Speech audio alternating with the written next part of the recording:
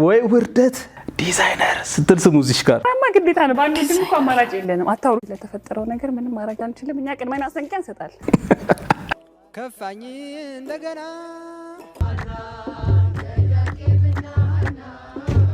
የቻይናውያን ህግ የሚጥልባትን የሞት ቅጣት በመጠባበቅ ላይ ስትሆን ካሜራ ወደ እነሱ እንደዞረ ሲያዩ ወደ ሌላ ቦታ እየዞሩ ነበር። ሰላም እንዴት ቆያችሁ ቻናል ቤተሰቦች በመጨረሻው ቪዲዮ በኢትዮጵያ የመጀመሪያዋ ሴት ፓይለት ስሟ ማን ይባላል ብዬ ጠይቄያችሁ ነበር። የ3000 ብር አሸናፊ ማን ይሆን? እጣውን እናውጣ። በአጠቃላይ እንደምታዩት እንግዲህ 913 ኮሜንቶች ናቸው ያሉት። ፒክ ዊነር ካፕቴን ቃል ኪዳን ግርማ በትክክል አልተመለሰም። ሄኖክ ድጋሚ ፒክ ዊነር ኤፍራታ ሙሉ መቤት ታምሩ ብላለች። ታምሩ አይደለም አሁንም ተሳስተሻል። ድጋሚ ፒክ ዊነር በመጀመሪያ ሙሉ መቤት ምሩ ኮርሱን ወሰደች። አምሳለ ጋሉ ለኢትዮጵያ አየር መንገድ የመጀመሪያ ፓይለት ነች ብሏል። በጣም ዲቴል የሆነ ግልጽ የሆነ መልስ ነው። ሰላማይ በኢንስታግራም አናግረኝ 3000 ብርህን መውሰድ ትችላለህ። አንዳንዶቻችሁ ሰሞኑን እየሰጠን ስላለ ነው የኮንቴንት ክሬሽን ስልጣን የጠየቃችሁኝ ጥያቄ አለ። ስልጣናውን ለመውሰድ ምንድነው የሚጠበቅብኝ? ምን ይዤ መምጣት አለብኝ? ስልክ ብቻ ነው ያለኝ ምናምን የምትሉ ሰዎች አላችሁ። እኛ የምናስተምረው ነገር የዩቲዩብ የቲክቶክ ቪዲዮ አሰራር ነው። ከዛ ቪዲዮ እንዴት ገንዘብ ማግኘት ይቻላል፣ እንዴት ነው ቪዲዮአችሁ ቫይራል እንዲወጣ ማድረግ የምትችሉት፣ እንዴት ነው ቪዲዮ የምትቀርጹት፣ እንዴት ነው ቪዲዮ ኤዲት የምታደርጉት የሚለውን ነው የምናሳያችሁ። እናም የሚያስፈልገው ነገር ስልክ ብቻ ነው። በአካልም በኦንላይንም መሰልጠን ትችላላችሁ። ስማርት ፎን ካላችሁ በቂ ነው። ሌላ ከናንተ የሚጠበቅ ምንም ነገር የለም። የስልጠናው ሙሉ ዋጋ 3500 ብር ነው። ስልጠናው የሚፈጀው 1 ወር ነው። እናም የሰንበት ክላሶች አሉ፣ የኦንላይን ክላሶች አሉ። እንደፈለጋችሁ መርጣችሁ መማር ትችላላችሁ። በ0924845589 በቀጥታ ስልክ ወይም በቴሌግራም እኛን ማግኘት ትችላላችሁ። ስልጠናውን የምሰጠው ደግሞ እኔ ራሴ ሆነኝ። በቪዲዮ በኦንላይን እና በአካል ስልጠናውን ሰጣችኋለሁ። ስለዚህ አሁኑኑ ተመዝገቡ። የዛሬው ጥያቄ ደግሞ ኢቢኤስ ቲቪ ላይ በሚተላለፈው የእንተዋወቃለን ፕሮግራም ላይ ጥንድ ሆነው የቀረቡ ታዋቂ አርቲስቶችን 2 ብቻ ጥቀሱ።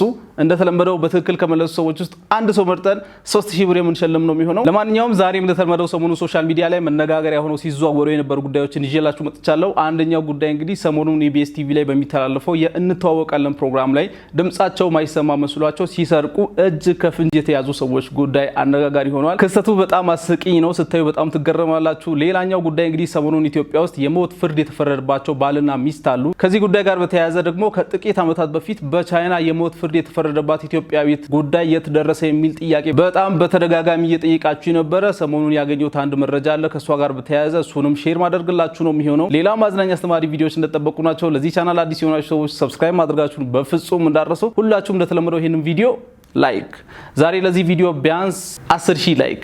ይህ ዳሎል ኢንተርቴይንመንት ነው።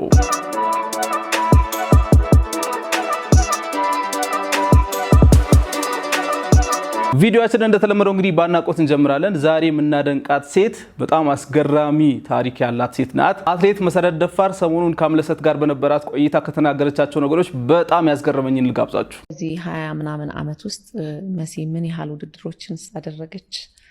በቁጥር ታውቂያቸው ይሆን? የመጨረሻ ውድድሬን ያደረኩት 2019 ኮሮና ከመግባቱ 1 ወር 2 ወር በፊት ነው ያደረኩት። በዚህ አመታት ውስጥ ወደ 183 አካባቢ ውድድሮችን አድርጌያለሁ። 161ዱን አንደኛ ነው የወጣሁት። 161 አው ስማም ጀግና ነሽ። አስቡት እንግዲህ ከ180 ምናምን ውስጥ 161ዱን አንደኛ ነው የወጣችው። አንደኛ ያልወጣችበትን መቁጠር ነው የሚቀለው። አስባችሁታል ምን አይነት ትልቅ ስኬት እንደሆነ? እኛ ሶሻል ሚዲያ ላይ ዝም ብለን ሌላ ነገር ከምናሯሩጥ እንደዚህ አይነት ጀግኖችን ሁሌ ማድነቅ ምናምን ቢለምድብን ይሄ በዓለም አቀፍ ደረጃ አነጋጋሪ የሚሆን ክስተት ነው። አንደኛ ከወጣችበት ውጪ ደግሞ ሁለተኛ ሶስተኛ የሆነችባቸው ራሱ ብዙ አሉ። የቀረው 2 እና 3 እንደው 5 6 ይሆናል ከሜዳሊያ ውጪ የሆንኩት ማስታወሳቸው አሉ። ቅድም የነገርኩሽ ደምሊል 13ኛ ወጥቻለሁ። 5ኛ ደግሞ አንድ ወርልድ ቻምፒዮንሺፕ ላይ ዴጉሌ ወጥቻለሁ።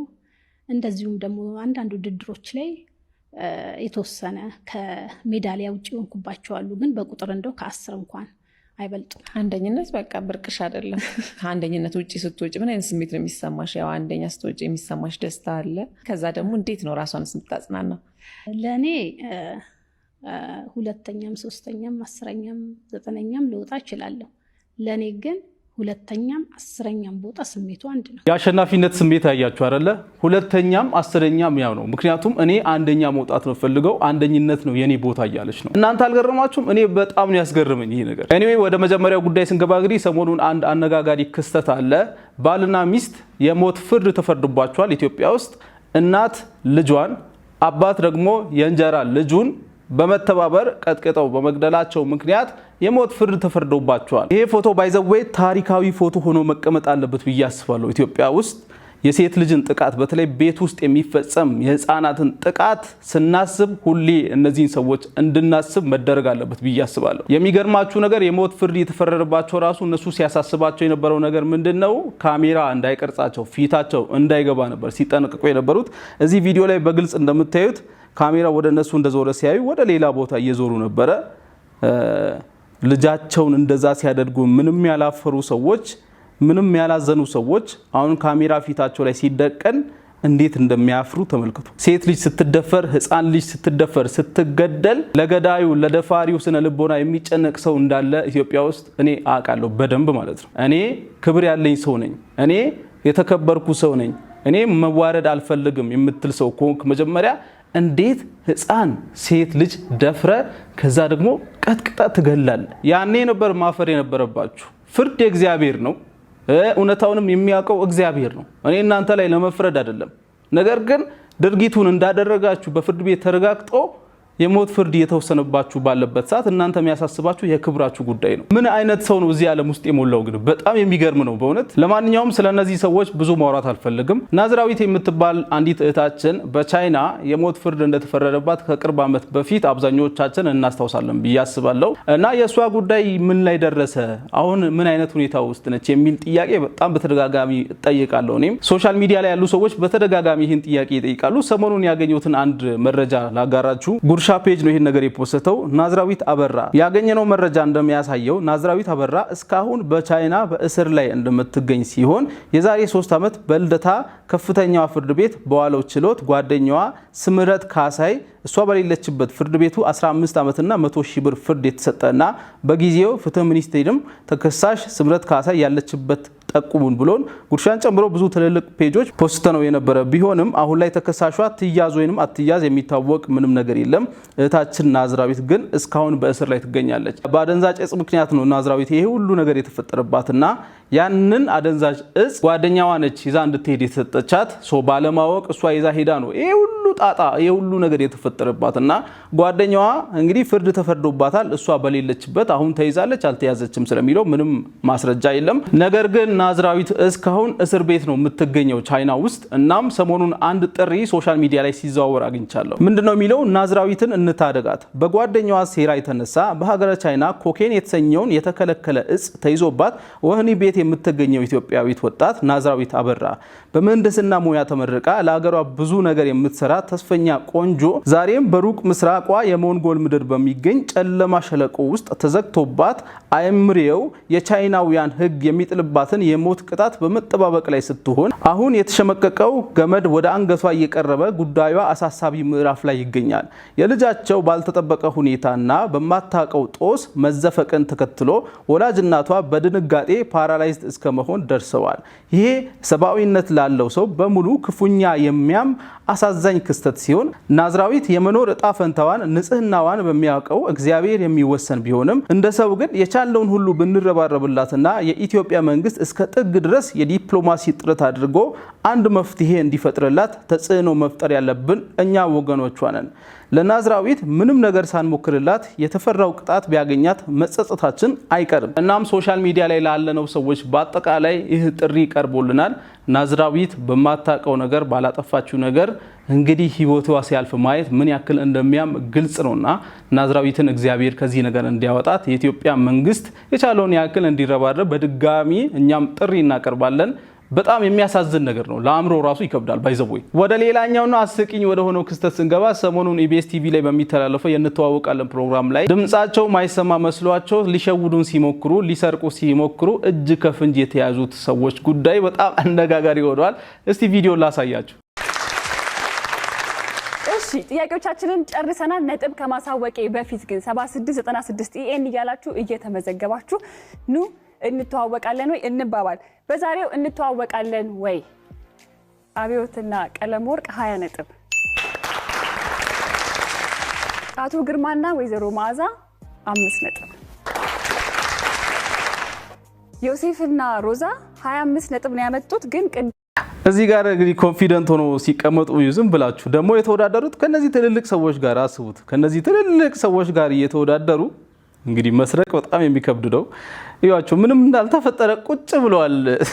በደንብ ስሙ እስቲ ያመጡት። ግን ቅድም ላይ ድምጻቸው ሲነጋገሩ ዲዛይነር ብላ መልሱን ስትሰጠው የተቀዳ ድምጽ አለ፣ እንዲሁም ምስል ስላለ ማማ ግዴታ ነው። ባንዴ ድምጽ እኮ አማራጭ ሰማችሁ አይደል? እዚህ ጋር ወይ ውርደት ዲዛይነር ስትል ስሙ እዚህ ጋር ማማ ግዴታ ነው። ባንዴ ድምጽ እኮ አማራጭ የለንም። አታውሩ። ወይኔ ውርደት። ትልቅ የቴሌቪዥን ጣቢያ ላይ እንደዚህ መያዝ በጣም የሚከብድ ነው። ያስቃል ክስተቱ በጣም። ሰው ምን አለ የሚለውን ለማየት ኮሜንት ከፍቼ ነበር። የመጀመሪያው ኮሜንት ከፋኝ እንደገና የሚለው የሰሞኑ አነጋጋሪ ዜማ ከፋኝ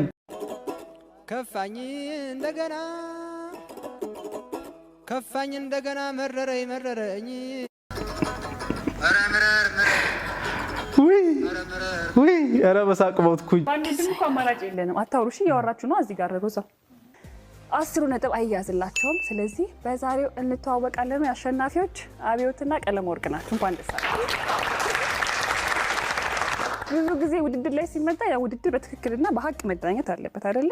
እዚህ ጋር ድምጽ ሰምተን ስለነበረ ሄደን ቼክ ስናደርገው ዲዛይነር ብላ ስትነግረው ድምጹ አለ። ተመልካቾችም እንግዲህ በቴሌቪዥን የሚያዩት ይሄንን ድምጽ እናሰማችኋለን። ያው እንግዲህ ለተፈጠረው ነገር ምንም ማድረግ አንችልም። እኛ ቅድመ ማስጠንቀቂያ እንሰጣለን አይደለ? አዎ ልክ አይደለም። ምክንያቱም እነሱ ፌርሊ መዳኘት ስላለባቸው ነጥቡን 10 ነጥቡን እንቀንሳለን። ስለዚህ በዛ መሰረት ደግሞ እናንተ 15 ነጥብ ነው የሚሆነው ማለት ነው በትክክል ያገኛችሁት። እንኳን ደስ አላችሁ። የምሬ ነው። አሁን ደግሞ አሳዘኑኝ ትንሽ። የማንም መዋረድ ምናምን የሚያስደስተኝ ሰው አይደለሁም እና አይዟችሁ፣ ያጋጥማል። ወጣት ናችሁ። ሰው እንደዚህ አይነት ስህተት ከእናንተ ኤክስፔክትድ ነው። ሰው ምንም ቢላችሁ ምናምን በቃ ኖርማል። ሌላም ቦታ ሰው እንደዚህ ቲቪዎች ላይ የተለያየ ነገር ሲያደርግ ተይዞ ያውቃል። እናንተ የመጀመሪያ አይደለም እና ብዙም አትከፉ ለማለት ነው። ያጋጥማል፣ አይዟችሁ። የምሬ ነው። ሲሪየስሊ ኢቢኤስ እንደሆነ ሰሞኑን የእብደታችን ደረጃ የት እንደደረሰ እንደ ህዝብ አብረን እንዳበድን በተግባር እያሳየ ነው። ይሄን ፕሮግራም አይታችኋል? ከግንባሩ በታች 2 አይን ያለው ሰው ቢመጣ የመጀመሪያ ድርጊት ምንድነው? ከግንባሩ በታች 2 አይን ያለው ሰው። ይሄ ምንም ሊያወዛግበን የሚገባ ነገር አልነበረም። መቼስ አይናችን ከግንባራችን በላይ በኩል አይደለም ያለውና የህዝቡን መልስ ዝም ብላችሁ ስሙልኝ እስቲ። ጤነኛ ነው ብዬ አላስብም። በመጀመሪያ ደረጃ ሰውየውን በትክክል አየዋለሁ። ከዛ የሚፈልገውን ነገር ጠይቀዋል። መደንገጥ ያው ደንግጬ ስቃለሁ፣ ከዛ እሮጣለሁ። ራስሽን ብታይም ደንግጠሽ ትስቂያለሽ፣ ከዛ ትሮጫለሽ ማለት ነው። ራስሽን በመስተዋት ስታይ ከግንባርሽ በታች 2 አይን እንዳለ ስታይ ትሮጫለሽ ማለት ነው። ረስማ እንደ ህዝብ እኮ ነው ግን ያበርነው። እገረማለሁ፣ አየዋለሁ። ትገረማለህ? እሑድን በኢቢኤስ ላይ እንተዋወቃለን የሚለውን ፕሮግራም ማን ነው የሚያቀርበው? ሰይፉ። አንድ ሰው የዞን ምስል ብናሸክመው ምን ይሆናል? ምን መሸከም አይችልም። ዞን እኮ ትልቅ ግዙፍ ስለሆነ መሸከም አይችልም። እንተዋወቃለን ወይ ፕሮግራምን ማን ነው የሚያቀርበው ሲባል ሰይፉ አለ። እሺ እንደውም ኢቢኤስን አይቶ አያውቅም ብዬ አለፍኩ። የዝሆን ምስል መሸከም ሲባል ጭራሽ አይቻልም አላለም እንዴ? ይከብዳል፣ በጣም ይከብዳል። አዎ በጣም አይችለውም እንዴ? በጣም ከባድ ነው እኮ ይከብዳል። አዎ ብቻ እዚህ ቪዲዮ ላይ ከተሰጡ ኮሜንቶች ትንሽ ያሳቀኝ ሐኪሞች ስለ እግዚአብሔር ወደ ስራችሁ ተመለሱ ሳይብስብን። ኧረ በስመ አብ የምሬን ነው የምላችሁ። አብዛኛውን ጊዜ ከቪዲዮ በላይ ኮሜንቱ ያስቀኛል። በቀጣይ ደግሞ ሰሞኑን የኢትዮጵያውያን ወንዶችን ቀልብ በአጠቃላይ ወደ ሳበችው እንስት እንለፍ። ይቺ ሴት አብዛኛው ወንድ እንደሚፈልጋት በግልጽ እየተናገረ ነው የሚገኘው። እሷ ኦልሬዲ እያገባች ነው የተናገረችው።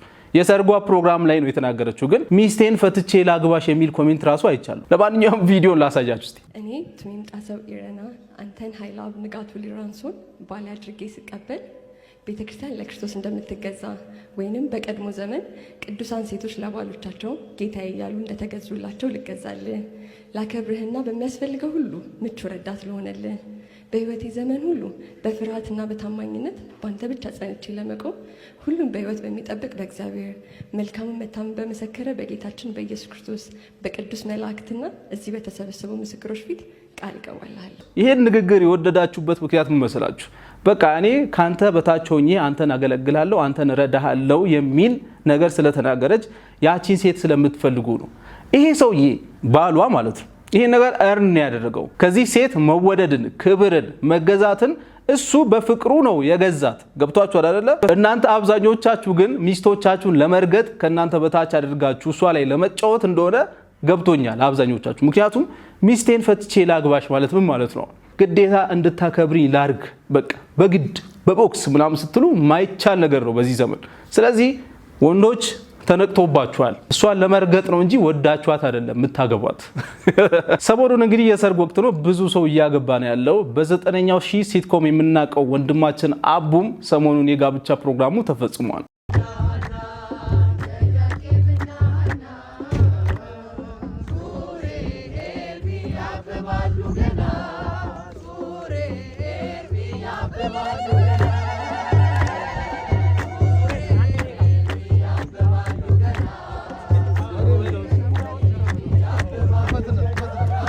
በዳሎል ኢንተርቴይንመንት ስም እንኳን ደስ አለ መልካም ጋብቻ ማለት እንፈልጋለን እና የሰርግ ፕሮግራሞች ሰሞኑን ደስ በሚል መልኩ ነው እየተደረጉ ያሉትና ይልመድብን። ከሰርግ ጋር በተያያዘ ሰሞኑን ያስገረመኝን አንድ የሽምግልና ፕሮግራም ላሳያችሁ። ይሄ እንደዚህ አይነት ሽምግልና የቀረ መስሎኝ ነበረ እኔ።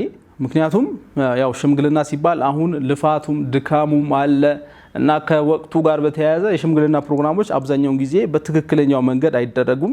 ምክንያቱም የሽምግልና ፕሮግራም አንድ ቀን ነው የሚደረገው። ኤኒዌይ እዚህ ጋር እንደምታዩት የሽምግልና ፕሮግራም በሚደረግበት ሰዓት የመጀመሪያው ቀናቸው ነው። መመለስ አለባቸው ማለት ነው ከበር ላይ። በተለያዩ ባህሎች ይሄ ነገር አለ። በመጀመሪያው ቀን ቀጥታ መጥተው በር ላይ ይቆማሉ፣ ይመለሳሉ ማለት ነው። እዚህ ጋር እንደምታዩት አጠይቋቸው ማናችሁ ምን ፈልጋችሁን የመጣችሁት ምናምን ብሎ ከጠየቀ በኋላ ይመለሳሉ። በመጀመሪያው ቀን ቀጥታ ወደ ቤት አይገባም ማለት ነው። አሁን ያው ብዙ ሰው ይሄንን የሚያደርግበት ምክንያት ይገባኛል። ምክንያቱም በጣም አብዛኛው ሰው ከተለያየ ሀገር ነው የሚጋባው። ከሩቅ ሀገር ሽምግልና የሚላከው በጣም ሩቅ ቦታ ነው እና ደግሞ እንግዲህ አንድ ጊዜ ሄዶ ለመመለስ ራሱ ምን ያክል መስዋዕትነት እንደሚጠይቅ ግልጽ ነው። ከዛ በላይ ደግሞ ሰዎች ተባብሯችሁ ምናምን ነው የሚሄዱትና እነዛን ሰዎች ሁሌ ማስቸገር ይከብዳል። ከዛ አንጻር ነው በብዛት አሁን ሽምግልና በአንድ ቀን የሚያልቀው። ነገር ግን በድሮ ጊዜ በባህላችን መሰረት ሽምግልና 3-4 ነው የሚካሄደው ማለት ነው። እናም ይሄንን ነገር በማየታችን አብዛኞቻችን ደስ ብሎናል ብዬ አስባለሁ። ቪዲዮን እየሰራው ትንሽ ራበኝና አንድ ነገር ትዝ አለኝ። እንቁላል ግን ምን አስበው ነው? ሰሞኑን የእንቁላል ዋጋ እያያችሁ ነው ጋይስ። 22 ብር፣ 25 ብር፣ አንዳንድ ቦታ ደግሞ 27 ብር እየተባለ ነው እንቁላል። አንድ እንቁላል ማለት ነው።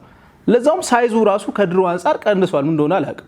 ዶሮዎቹ የሆነ የዝርያ ለውጥ አለ ወይስ ምንድነው የተፈጠረው? እንቁላሎቹ ሳይዛቸው እየቀነሰ ነው የመጣውና ከዛ በላይ ደግሞ ዋጋው 22፣ 25፣ 27 እየተባለ ነው። እናንተ አካባቢ ባሉ ሱቆች የእንቁላል ዋጋ ስንት እንደገባ ኮሜንት ላይ ያስቀምጡ። በጣም የሚገርም ነገር ነው።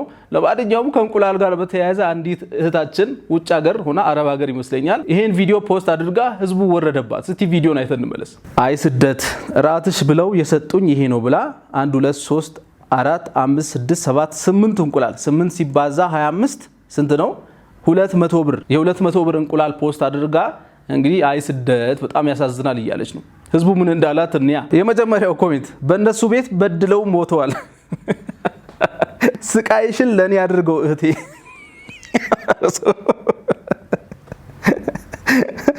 የመጨረሻው ኮሜንት ቅርፊቱ ለምን ጎደለ ነው። ህዝቡ መሮታል። በተለያየ ሀገር ያላችሁ ሰዎች እንቁላል ምናምን እራት የሚቀርብላችሁ ሰዎች የኛን ኑሮ ስላላያችሁ እንቁላል እኛ እየገዛን ያለነው ምን አይነት እንቁላል በምን ያክል ብር እንደሆነ ብታውቁ እንደዚህ አትሉ ነበረ። በጣም ያሳዝናል። ይሄ ነገር መስተካከል አለበት ብዬ አስባለሁ። አብዛኛው ኢትዮጵያ ውስጥ ያለው እቃ ዋጋው የሚወጣው በትክክለኛው የእቃው ቫልዩ አይመስለኝም። ዝም ብሎ ከፍላጎት አንፃር ከእጥረት አንፃር ምናምን ነውና እባካችሁ ነጋዴዎች ህዝቡን አታሰቃዩት። የምሬ። ለማንኛውም የዛሬው ቪዲዮ ይሄንን ይመስል ነበር። ሌላ ጊዜ በተሻለ ቪዲዮ እስከምንገናኝ ድረስ መልካም ቆይታ ያላችሁ